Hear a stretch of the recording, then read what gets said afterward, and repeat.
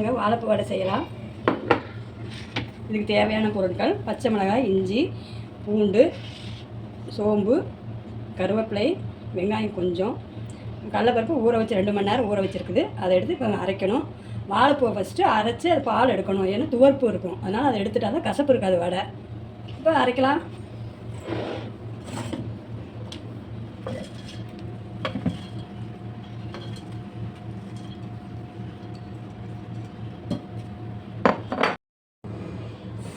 இப்போ வாழைப்பூவை இந்த அளவுக்கு அடித்து வச்சுக்கணும். தண்ணி ஊற்றக்கூடாது. நல்லா க்ளீன் பண்ணி எடுத்து ஜாரில் போட்டு அடித்து அந்த தண்ணி மட்டும் எடுத்துடணும். ஏன்னா துவர்ப்பு இருக்கும், அதனால் அதை எடுத்து இந்த அளவுக்கு அரைச்சி வச்சுருக்கிறேன். இப்போது தண்ணி ஊற்றாமல் அரைச்சி வச்சுருக்கிறேன். இப்போது கடலைப்பருப்பு அரைக்கலாம். கடலைப்பருப்பு அரைச்சிட்டு வந்துட்டு இதை மிக்ஸ் பண்ணிக்கலாம். கடலைப்பருப்பு இந்த பதத்துக்கு அரைச்சி வச்சுக்கணும்.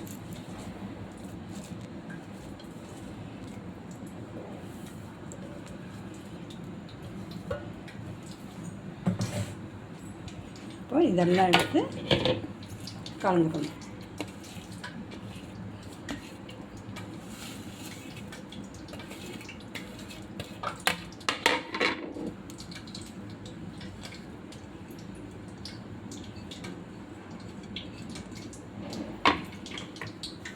தேவையான சால்ட்டு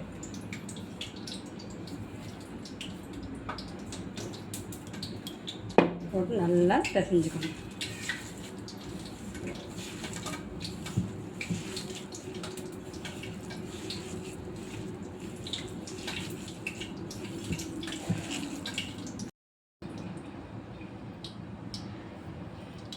பாருங்கள், இந்த அளவுக்கு பிசைஞ்சு வச்சாச்சு. எண்ணெய் சூடாயிடுச்சு. மிதமான சூட்டில் போட்டு எடுக்கணும்.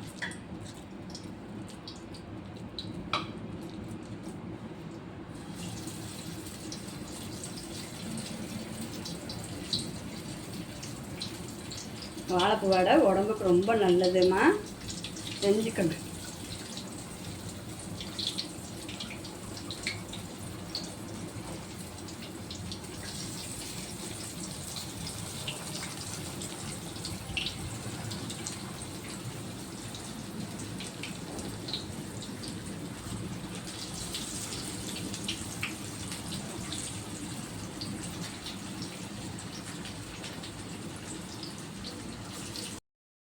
பாருமா, திருப்பி போடணும்.